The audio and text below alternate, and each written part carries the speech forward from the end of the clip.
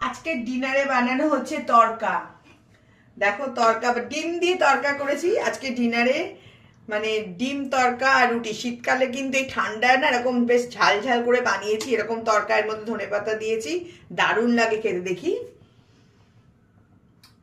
দারুণ গন্ধ হচ্ছে কিন্তু, তরকাটা কিন্তু দারুণ গন্ধ হয়েছে আজকে। যাই বলো তাই বলো, রুটি আর তরকা রাত্রিবেলায় কিন্তু সত্যি খুব ভালো লাগে। আমার বাইরের তরকা খেতে ভালো লাগে না, আমি যেটা নিজে বাড়িতে বানাই সেটাই খুব ভালো লাগে। তো ডিম দিয়ে তরকা করেছি। দেখো বন্ধুরা কি সুন্দর হয়েছে তরকাটা, গন্ধটা কিন্তু দেখো খুব দারুণ হয়েছে গন্ধটা তরকার। আজকে তরকা আর রুটি কেমন লাগবে খেতে? সুপার। রোজ এক একদিন এক একটা আইটেম, তাই তো হলেই খুব ভালো হয় তোমার।